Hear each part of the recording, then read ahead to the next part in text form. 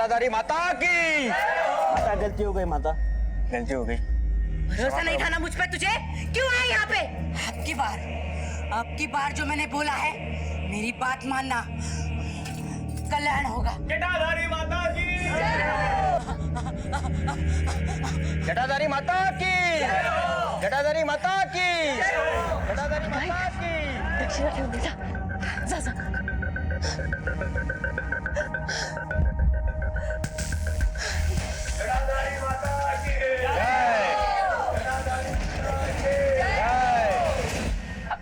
बाइका को बुलाने की क्या जरूरत है आई? धर्म का मामला है, उनकी सलाह लेनी बहुत जरूरी है। पर आई वो 4 दिन से मैंने शैम्पू नहीं किया है ना, बस इसलिए उलझ गए। बहुत हो गया अभी तेरा, एकदम शांत रहा था। वही नहीं, आई को समझाओ ना, कुछ तो बोलो। अरे रेणुका, आई हमसे ज्यादा जानती है, मैं आई को क्या समझाऊं? दादा आप कुछ बोलो ना प्लीज। तो भाई तू डर क्यों रही है? एक बार बायका को देख तो लेने दे, कौन सा तुझे खा जाएगी? अब सब चुप बैठ जाओ, कोई कुछ नहीं बोलेगा। आहो, अब तक आप क्यों खड़े हो यहाँ पे? जाओ और फोन लगाओ उन्हें।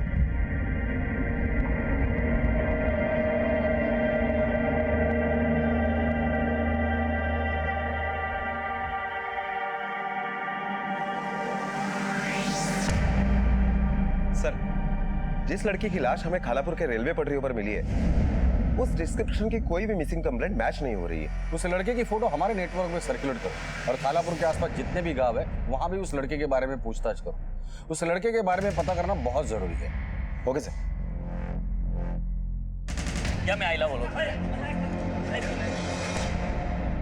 आई अमृता, बायका आले।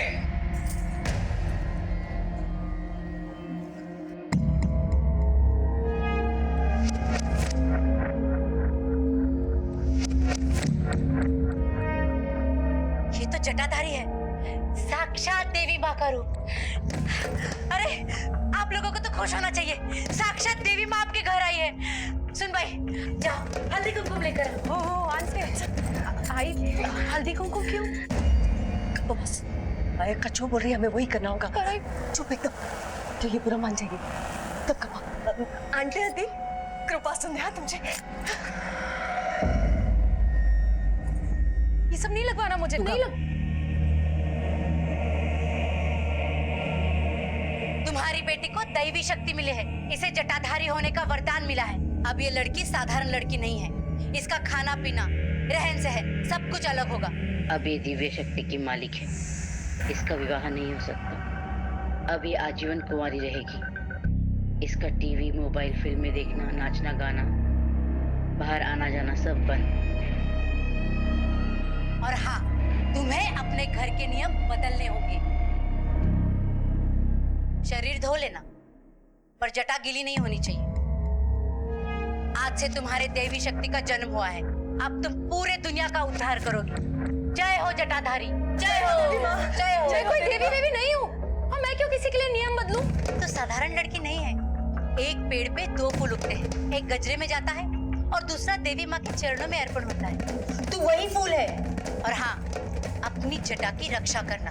अगर इसके साथ कोई खिलवाड़ हुआ ना, तो पूरे परिवार का विनाश हो जाएगा, विनाश। जटा प्रथा एक ऐसी प्रथा है जो अब कुप्रथा का रूप धारण कर चुकी है, जिसने आधुनिक और सभ्य कहलाने वाले समाज पर एक सवालिया निशान लगा दिया है। यह प्रथा दक्षिण पश्चिमी महाराष्ट्र और उत्तरी कर्नाटका की प्रथा है। महिलाओं के बालों में बालों के कुछ उलझे हुए अंश पनपते हैं, जिससे उनके बाल जटिल हो जाते हैं, लेकिन उन्हें दिव्य शक्तियों का नाम दे दिया जाता है और आगे चलकर उस महिला को साधारण जिंदगी जीने के सभी उसूलों से वंचित कर दिया जाता है। उसे समाज से अलग थलग कर पवित्र और पावन मान लिया जाता है। आज की कहानी इसी प्रथा की भेंट चढ़ने वाली एक लड़की रेणुका और उसके परिवार की कहानी है, जो कई सनसनीखेज सवालात खड़े करती है कि डर और भ्रम पैदा करके लोग कैसे अपना फायदा उठाते हैं। भाई ये सब क्या हो रहा है? आई मेरी बात कब बस तू, ये दिव्य शक्ति है, इसका हम विरोध नहीं कर सकते। तुझे ये सब स्वीकार करना ही होगा, और इसके बाद बायका जो भी तुझे कहेगी ना, वो तुझे सब करना होगा। समझ लो तू ना? वो कब बस, मैंने समझा दिया इसे। जय हो जटाधारी माँ की, जय हो, जय हो, जय हो, जय हो, जय हो।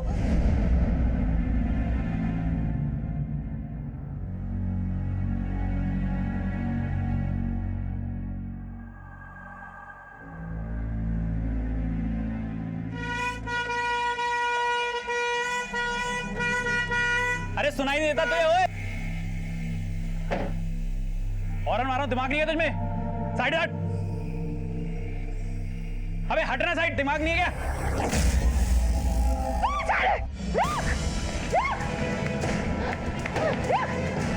ए, हट हट हट।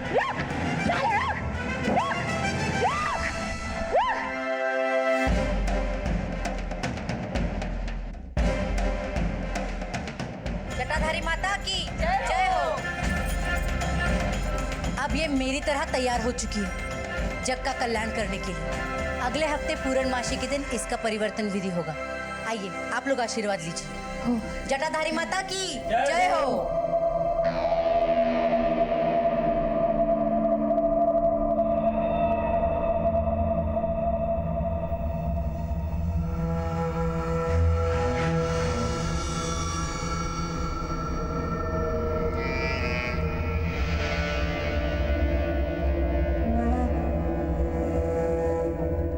मैं अब चलती हूँ, लेकिन मेरी कही हुई बातों को नजरअंदाज मत करना। बाबा बाबा देखो ना, ये जटा कैसे आई मुझे नहीं पता। हाई को समझाओ ना, ये क्या कर रही है? बेटा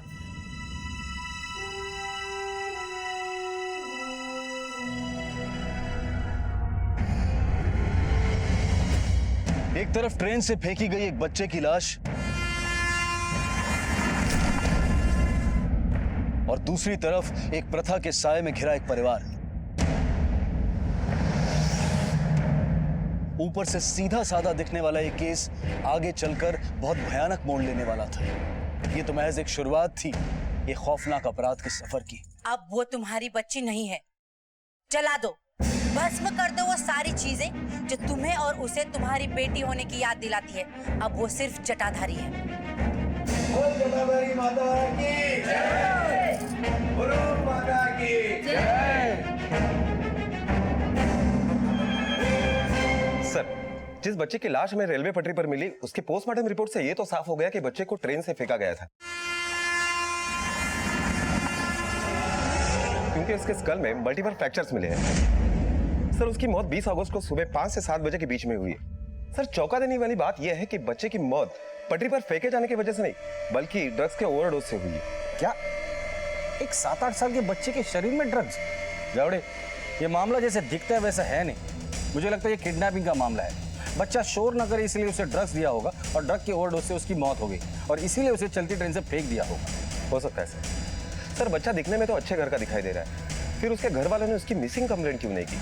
और बच्चा इस ट्रेन में कहां से चढ़ा, उसके साथ कौन था, ये कुछ भी क्लियर नहीं है। एक काम करो, मुंबई पुणे के बीच जितने भी रेलवे स्टेशन है वहाँ की सीसीटीवी फुटेज चेक करो। सुबह 4 बजे से लेकर 7 बजे तक की कोई ना कोई जानकारी तो जरूर हाथ लग जाएगी। Okay sir. टागा जा, रॉकेट लेके आ। हाई रुक जाओ। आई ये क्या कर रही हो और क्यों कर रही हो? देख, इसके बाद तू ये कपड़े नहीं पहनेगी, समझी तू? लेके आई। आई मुझे नहीं रखनी ये जटा वटा, मुझे नहीं पता ये कैसे आई।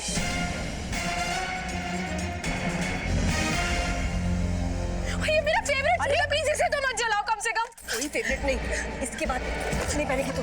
पर आई मैं नहीं समझाती क्यों नहीं हो? दादा आप कुछ बोलो ना प्लीज। अगर आई इन सब की क्या जरूरत है? ओ तुम्ही गप्पा बसा। आई जो कर रही है ना सही कर रही है। आई घर के भलाई के लिए कर रही है। आई जाए हो कपड़े तुम्ही। आई प्लीज मत करो ना। आई आई प्लीज तू जाके पीछे खड़ी। आई पर सुनो, यहाँ से तू हिलेगी नहीं, समझी तू?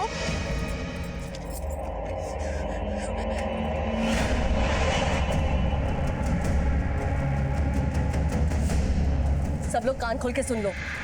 बायका ने जो बोल दिया वो बोल दिया। इसकी तरफदारी अब से कोई नहीं करेगा। अरे वरदान है ये, इससे छेड़छाड़ करेंगे ना तो हम सब बर्बाद हो जाएंगे। तू चाहती है कि हम सब बर्बाद हो जाए, मर जाए हम सब?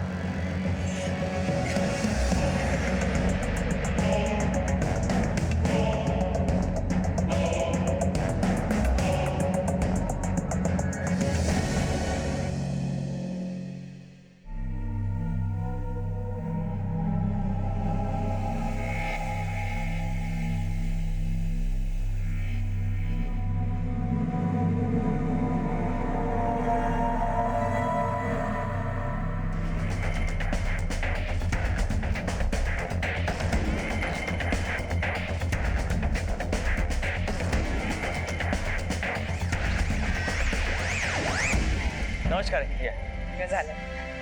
या नमस्कार नमस्कार बसा. बसा बसा. थोड़ी देर में पूजा होने वाली है, फिर आप देवी के दर्शन ले लेना. हाँ.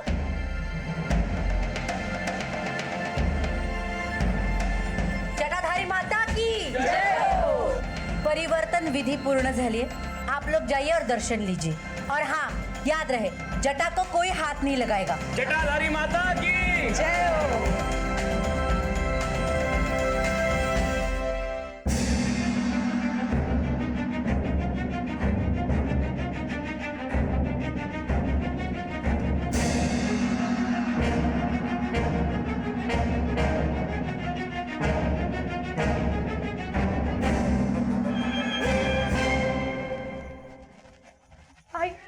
बाबा आई सुनो ना, मुझे यहाँ से बाहर जाने दो ना. इस घर में ना मेरा दम घुटता है. बाबा मुझे अपने दोस्तों से मिलना है. मुझे कपड़े नहीं पहनने. प्लीज मुझे घर से बाहर जाने दो. Please please. रेणुका, बाइक का ने जो कह दिया वो कह दिया. तुम ये सब नहीं कर सकती. तुम बड़े कामों के लिए बनी हो. रेणुका अब तुम जटाधारी हो, तुम ये सब नहीं कर सकती. एक मिनट, तुम बताओ कि ये पूरा घर बर्बाद हो जाए, हम सब रास्ते पे आए. हाँ. अरे जटा जटा जटा जटा आज सुना मैं आज जटा कोई काट दूंगी. खत्म करूंगी मैं. रेणुका क्या कर रही हो? छोड़ नहीं सकती. रेणुका छोड़.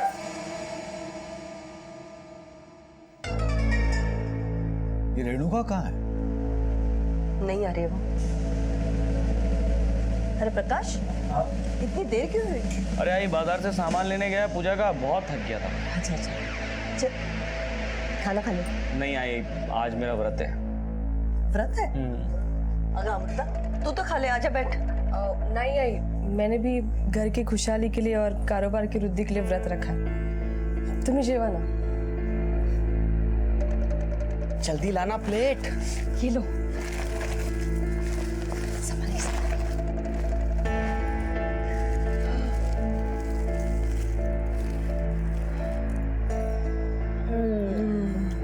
घास फूस का सात्विक आहार तो मेरे पेट में प्रहार मचा देता. Cold drink. सच में वो घास फूस वाला खाना खा के ना मेरे मुंह का तो मजा ही मर गया था. तुम्हें पता है, मैंने वो चाइनीज वाले काथा को भी बोल दिया है कि फूलों के साथ साथ रोज पार्सल भेज दिया कर, वो भी फ्री. हाँ, क्योंकि वो भी माता का भक्त है ना. क्या तो एक बात बोलूं, मौके पे चौका अच्छा मार लेती हो. मेरे प्यारे पति, चौका अभी मारा कहाँ है, बस सही मौके का इंतजार है. तुम बस देखते जाओ कि आगे आगे क्या होता है.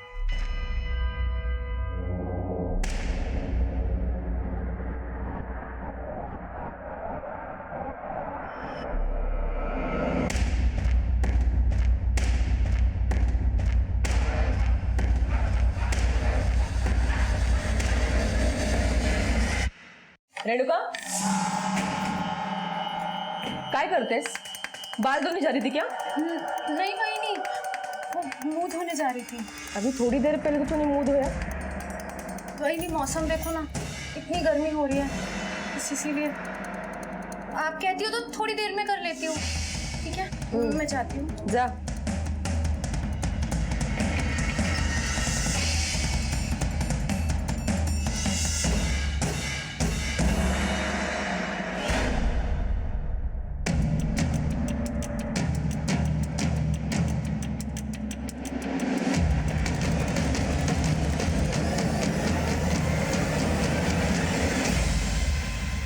हेलो.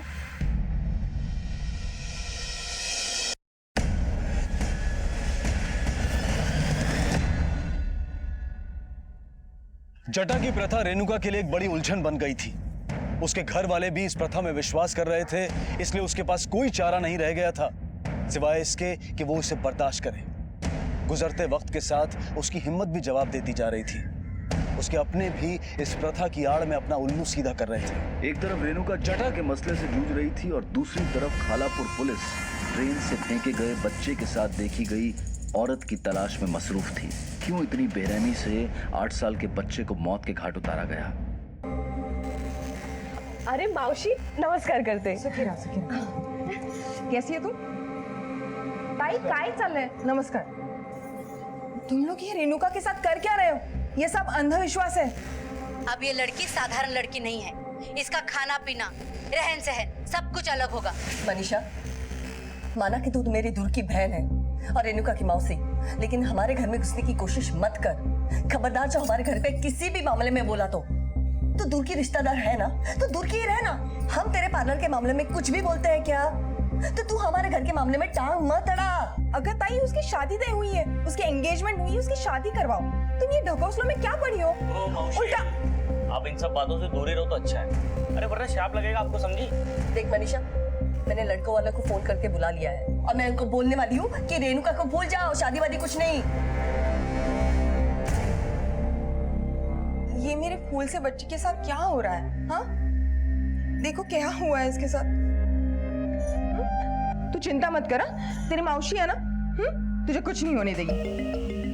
एक काम कर, ये फोन पकड़, जब भी मन हो मुझसे बात किया कर। तो बिल्कुल चिंता मत कर, भगवान सब ठीक कर देगा। हाँ, चल मैं आती हूँ।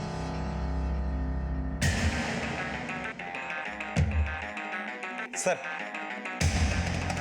दादर रेलवे स्टेशन के सीसीटीवी फुटेज से हमने ये फोटो निकाली और इस फोटो में साफ साफ दिखाई दे रहा है कि ये लड़का एक औरत के साथ है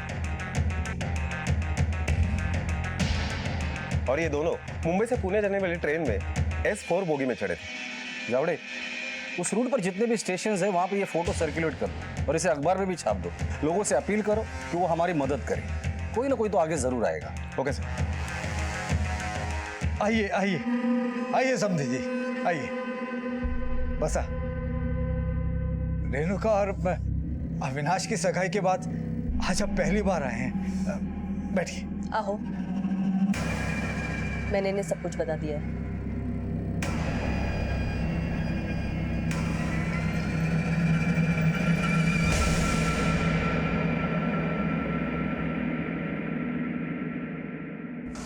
एक बात बताऊं, बहुत खूबसूरत हो। तुमको देखो ना तो देखते ही रह जाता हूं। झूठ मत बोलो। अरे नहीं, सच्ची में, तुम्हारी कसम। अविनाश, देखो ना, इन लोगों ने मेरा क्या हाल कर दिया है। मेरा जीना हराम कर रखा है। मैं जिंदगी से तंग आ गई हूँ। प्लीज मुझे यहाँ से ले चलो। रेणुका, जटाधारी माता की जय हो। जय हो। भाई साहब चलते हैं। अविनाश आजा। अविनाश, ये क्या कर रहे हो? अविनाश सुनो, अविनाश।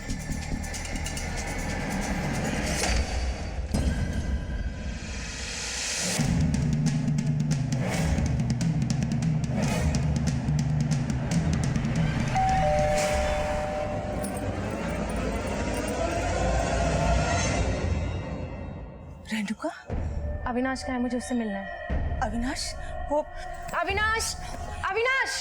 अगर तू यहाँ क्यों आई? रेणुका, तुम? अविनाश, मुझे तुमसे अभी बात करनी है। ठीक है, हम लोग अंदर चल के बात करते हैं।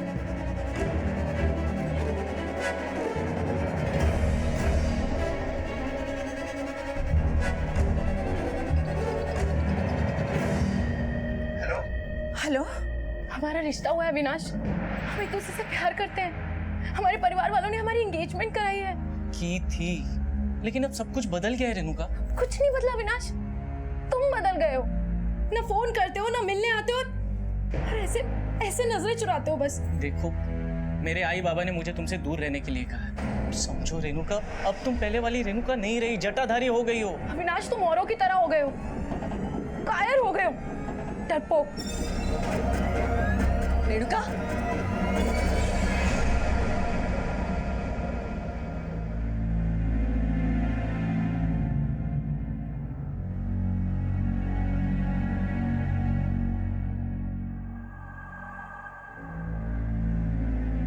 ताई, ताई तबीयत ठीक है?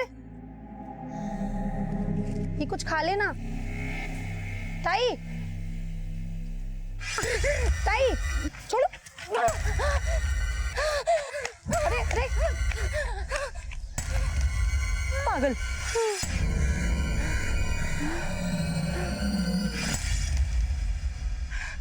पायल, बहन मेरी मदद करना, इसे खोल दे प्लीज। मुझे जाने देना। कोई कुछ नहीं कहेगा, तू किसी से मत डर। मेरी मदद करते, मदद करना। खड़ी क्या देख रही है? रेणुका, तुमने ना बहुत बड़ा पाप किया है, इसकी सजा तो तुम्हें भुगतनी पड़ेगी। अरे तुम्हें पता भी नहीं है कितने सारे लोग आए थे दर्शन के लिए, खाली हाथ लौट के चले गए वो। अमृता, बस बहुत हो गया, बहुत बोल दिया तूने, बस। और तू खबरदार, इसकी कोई भी मदद की तूने तो। लेकिन आई बस मत लेना। आई पायल, आई पायल सुन।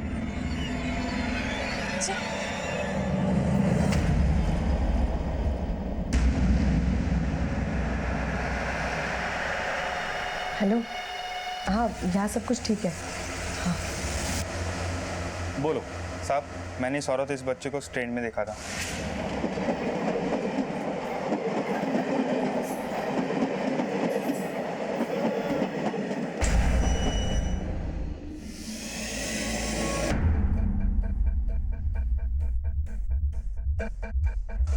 तुम्हें पक्का यकीन है यही औरत थी? जी सर। कुछ कहा इसने कि वो कहाँ जा रही है? नहीं सर, वो एकदम खोई सी थी। तुमने कहाँ तक देखा था उसे? सर जब मैं कल्याण उतरा तब तक तो अपनी सीट पे ही बैठी हुई थी। अच्छा एक बात बताओ, शक्ल से वो बच्चे चुराने वाली लग रही थी? नहीं सर, वो बच्चा तो उसे आ ही कह रहा था। वो माँ थी उसकी। उनके साथ और कोई था? नहीं sir. Thank you very much, जरूरत पड़ेगी तो दोबारा बुला लूंगा। जी सर। जब एक बात समझ में नहीं आ रही, अगर ये औरत उस बच्चे की माँ है तो फिर बच्चे को चद्दर में लपेटकर फेंका किसने? और इतना बड़ा हादसा होने के बाद भी इस औरत ने पुलिस कंप्लेंट क्यों नहीं की? चलो मान लेते हैं कि इसी ने अपने बच्चे को मारा होगा, लेकिन एक माँ अपने बच्चे को क्यों मारेगी? सर ये भी हो सकता है कि किसी ने बच्चा चुराया हो या किसी के साथ उनकी छीना झपटी हुई हो और उसी में यह हादसा हुआ हो और बाद में किसी की धमकी से या डर से उस औरत ने पुलिस कंप्लेंट ना की हो। या ये भी हो सकता है कि उस औरत के साथ भी कोई हादसा हुआ हो। एक काम करो, कल्याण से लेके खालापुर एक्सीडेंट स्पॉट और उसके आगे के सारे स्टेशन के सीसीटीवी फुटेज निकालो, पता तो चले यह औरत कहाँ उतरी थी। Okay sir.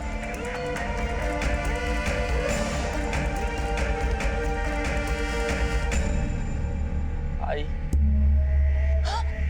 अरे प्रकाश, काय झालं तुला? अरे बापरे, अगं अमृता, पायल, अमृता लवकर ये.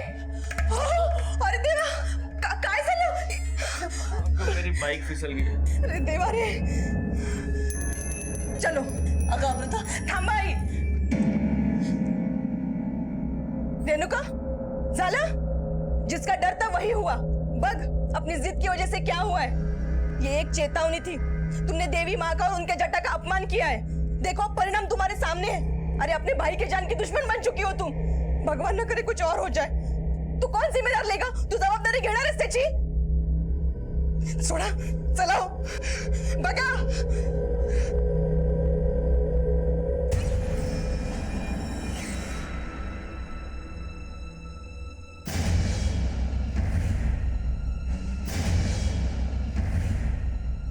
मैंने कितनी बार बोला है तुम्हें, हाँ धीरे से गाड़ी चलाया करो. तुम्हें बिल्कुल फिक्र नहीं है मेरी. असं कसं गाड़ी चालवली तुम्ही? हाँ मैंने कितनी बार बोला है कि 20 की स्पीड से गाड़ी चलाया करो.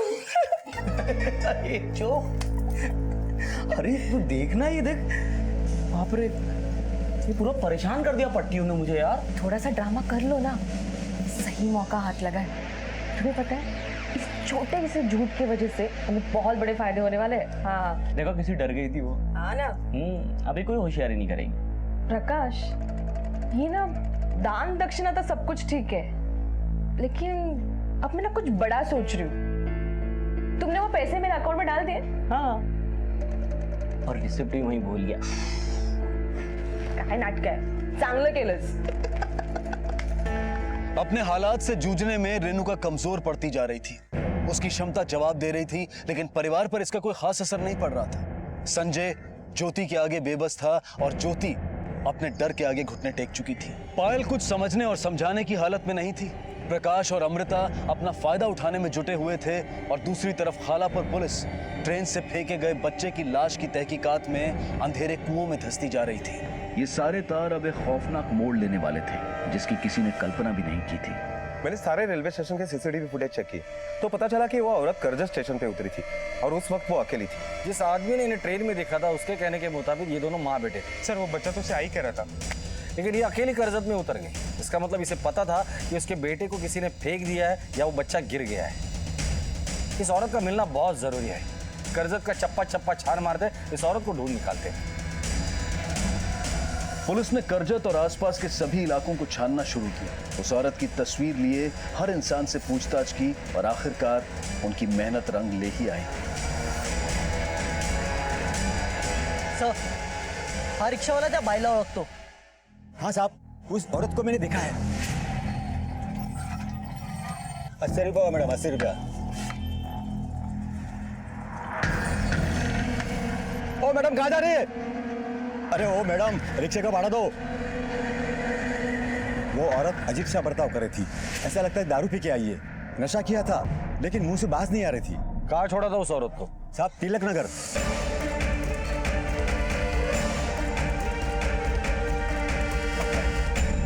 साहब उस दिन यहाँ लाके उसको मैंने छोड़ा था, उसके बाद आगे पता नहीं कहाँ चले गए वो। अगर उस औरत के बारे में कुछ भी पता चले तो हमें इस नंबर पर फोन करना। जी साहब। अच्छा साहब, इस औरत को जानते हैं? सर ये तो सुनीता है, आगे वाली गली में दिनकर राव जी के यहाँ भाड़े से रहती है सर। हो साहब, ये मेरा ही घर है। सुनीता यही रहती थी, कुछ दिन पहले आई थी। कब आई थी, तारीख याद है? सर 20 अगस्त ला ली। वो साहब यही है सुनीता और उसका बेटा प्रतीक। सुनीता आप कहाँ रहती है? मला नहीं माहिती। घर मालिक हो? घर की डुप्लीकेट चाबी तो होगी तुम्हारे पास? है ना सर? बोलो। या सर। तलाशी लो घर की। Okay sir.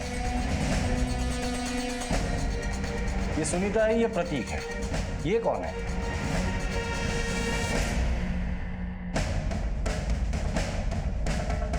सर मैं तो नहीं जानता सर, बात क्या है? प्रतीक को किसी ने ट्रेन से फेंक दिया है, उसकी मौत हो चुकी है और सुनीता गायब है। हम लोग उसे ढूंढ रहे हैं। सुनीता से मिलने यहाँ कोई आता जाता था? सर वो कुछ दिन पहले यहाँ से सबको छोड़कर पुणे के आसपास रहने के लिए चली गई थी। अब थोड़े दिन पहले वापस आई थी। उसका पति कहाँ है? सर पहले तो दोनों साथ में यही रहते थे, अब वो करजत में रहता है, बामन कराटकर। पर सर दोनों में बनती नहीं थी। मेरी बात क्या कर रही है? पागल हो गई क्या? बाऊ देखने दो। बाऊ तुम्हें आंख मत मार। अरे प्रतीक क्या तो देख। चलो हाथ को दे। निकलो। कपड़ा उतारने का बहुत शौक चढ़ा है। निकलो यहाँ से। सर सुनीता ने अपने पति को मार मार के भगा तो दिया, पर उसको डर था सर कि वो एक दिन आकर प्रतीक को लेकर जाएगा। उसका एड्रेस है तुम्हारे पास? हो है ना साहब? राहुल एड्रेस ले लेना और ये सारे फोटोग्राफ्स कस्टडी में ले लो। Okay sir. सर कहीं ऐसा तो नहीं कि सुनीता के पति का ही कांड हो? बच्चे को लेकर ट्रेन में कुछ हाथापाई हुई होगी और उसमें बच्चे को कुछ हो गया होगा और बाद में उन्होंने बच्चे को चद्दर में लपेट कर फेंक दिया होगा। हो सकता है। उसके पति से बात कर।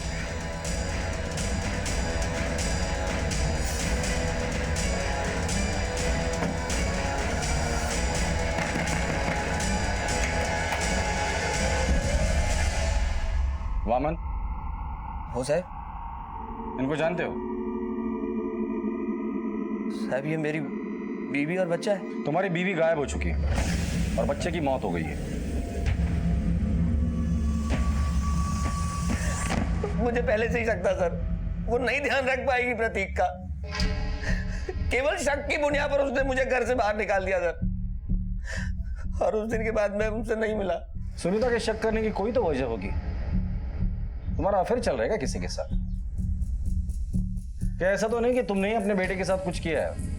ओ साहब नहीं साहब, मैं अपने बेटे से बहुत प्यार करता हूँ साहब, बहुत तड़पता था उससे मिलने के लिए। लेकिन सुनीता ने मुझसे कहा था कि अगर तुम दोबारा मिलने हमसे यहाँ आए घर पे तो वो पुलिस में घरेलू हिंसा का झूठा केस दर्ज करा देगी। 20 अगस्त जिस दिन तुम्हारे बच्चे की मौत हुई थी, तुम कहाँ थे? साहब मैं उस दिन फैक्ट्री पे था साहब, मैंने उस दिन ओवर टाइम भी किया था साहब।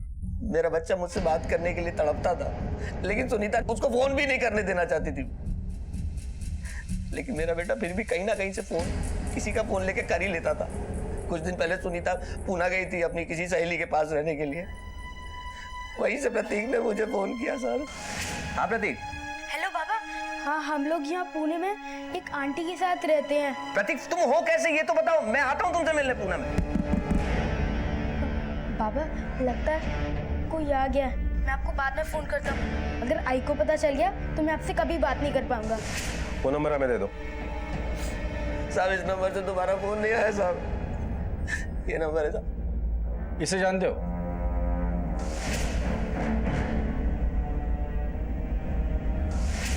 मैं नहीं जानता इसको। ठीक है, फैक्ट्री में इसके बारे में पूछताछ करो, जो नंबर इसने दिया है उसकी इंफॉर्मेशन निकालो और सुनीता के कॉल रिकॉर्ड्स निकालो। सुनीता का मिलना बहुत जरूरी है, वही इस राज को सुलझा सकती है। आखिरकार ट्रेन से फेंके गए बच्चे की मां की शिनाख्त सुनीता करहटकर के नाम से हुई। उसके और उसके पति के रिश्तों के बीच में कड़वाहट थी, लेकिन सबसे बड़ा सवाल अब भी यही था कि किसने उसे ड्रग्स देकर मारा था, किसने उसे ट्रेन से नीचे फेंका था और वो ड्रग्स कहां से लाए गए थे, और कोई इंसान इतना बेरहम कैसे हो सकता है। पुलिस हर पहलू की बारीकी से जांच कर रही थी और दूसरी तरफ रेणुका जटा की प्रथा से जूझ रही थी और अपने ही तरीके से इससे छुटकारा पाने के रास्ते खोज रही थी। पता नहीं कहाँ चली गई रेणुका। बायका को पता चला तो मना किया था बायका ने उसे घर के बाहर जाने के लिए, फिर भी चली गई है। कुछ समझ में नहीं आ रहा है, ऐसे कैसे कोई घर से जा सकता है क्या? मक्का है। प्रकाश, रेणुका के बारे में कुछ पता चला? कहीं कुछ पता ही नहीं चल रहा है यार। आई सब जगह बात कर ली मैंने, सब लोगों से पता किया, लेकिन कोई खबर ही नहीं उसकी। अरे देवा, रेणुका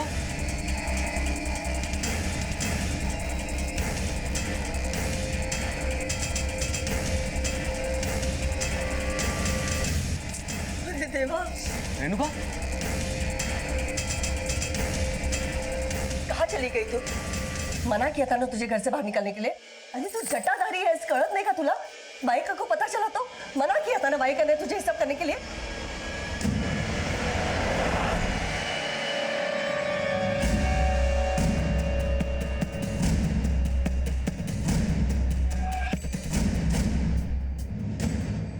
शरीर धो लेना, पर जटा गीली नहीं होनी चाहिए। जटा को कोई हाथ नहीं लगाएगा।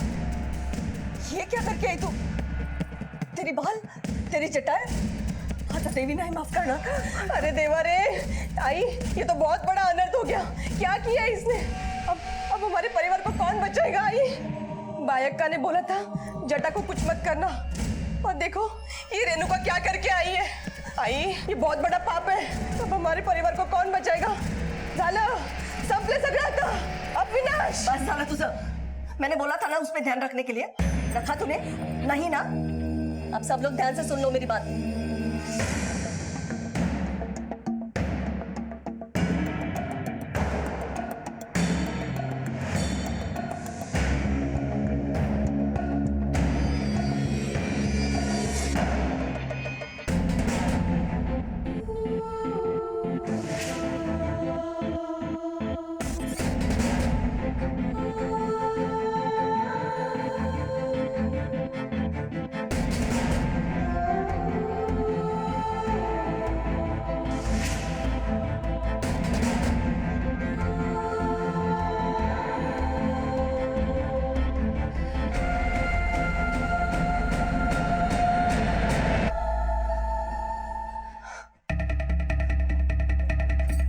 अरे प्रकाश, हाँ रेणुकाला पाहिलंस? नहीं।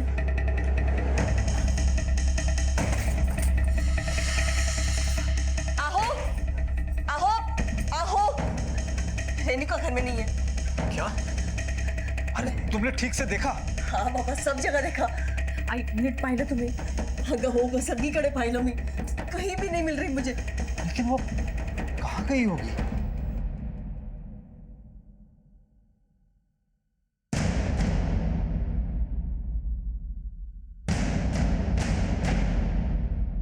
आओ, घबराओ मत, आओ बैठो।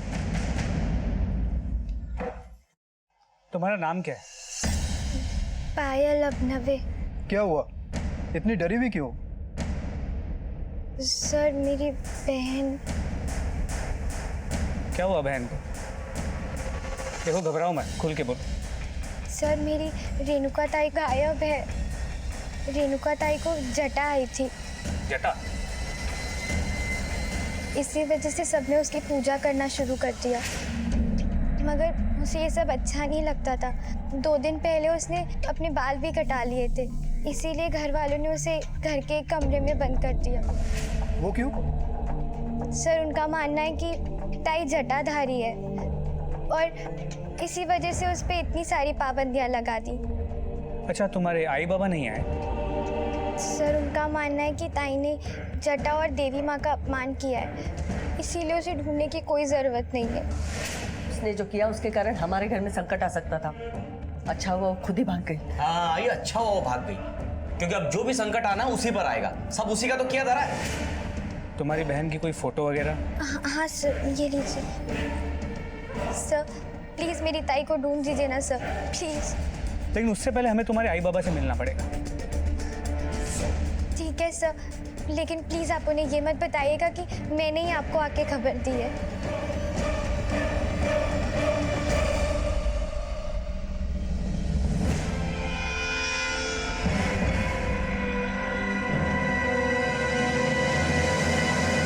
सर, ये सुनीता के पति वामन ने जो नंबर हमें दिया है वो किसी मनीषा वानखेड़े के नाम पर रजिस्टर्ड है, और ये मनीषा खालापुर में ही रहती है। खास बात तो ये है सर कि ये नंबर अभी बंद आ रहा है। एड्रेस है उसका? हाँ सर। चलो।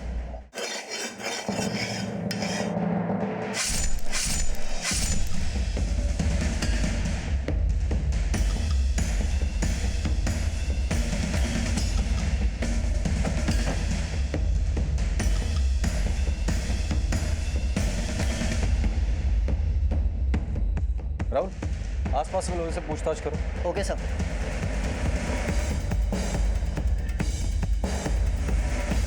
सर, दरवाजा खिड़कियां तो बंद है। पीछे जाके चेक करो, ये और भी एंट्रेंस है क्या? Okay sir.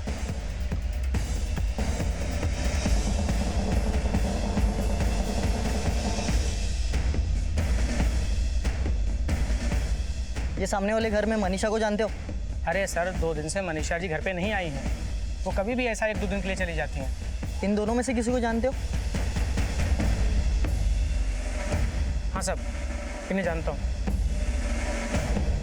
सर, पीछे दरवाजा तो है लेकिन वो भी बंद है। सर, ये आदमी यही पास में रहता है। इसका कहना है इसने सुनीता को देखा है। बोलो साहब, मैं सामने वाले घर में काम करता हूँ। ये औरत 3-4 महीने से मनीषा जी के साथ में रहती थी। अभी कुछ दिन पहले की तो बात ही है साहब।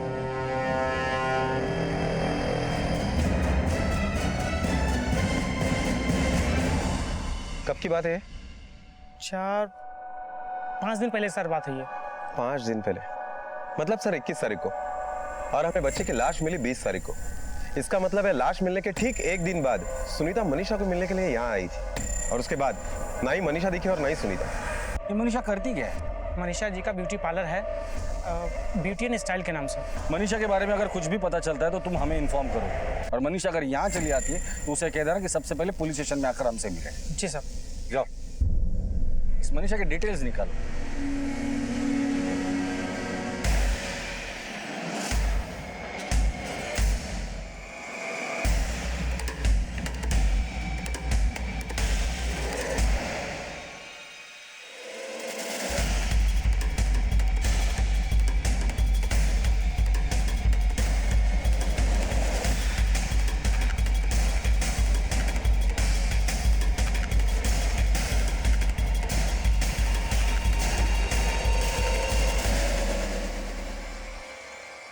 ऊपर से साधारण सा दिखने वाला ये केस अब बेहद खौफनाक मरहले में आ गया था। रेणुका घर से गायब थी। कहां थी रेणुका? सुनीता कहां थी? मनीषा के साथ क्या हुआ था? खालापुर और लो गांव में घटने वाले ये अलग अलग हादसे क्या एक दूसरे से जुड़े हुए थे? अब भी ऐसे कई सवाल थे जिनके जवाब मिलने बाकी थे। जुर्म की इस दर्दनाक कहानी का दूसरा और अंतिम भाग हम देखेंगे कल रात 11 बजे क्राइम पेट्रोल डायल 100 में, सिर्फ सोनी टीवी पर। अब मैं अनूप सोनी आपसे विदा लेता हूं। कल रात आपसे फिर मुलाकात होगी। तब तक अपना और अपने परिवार का ख्याल रखें और देखते रहें क्राइम पेट्रोल डायल 100। सबक एक को, सीख हम सबको। जय हिंद।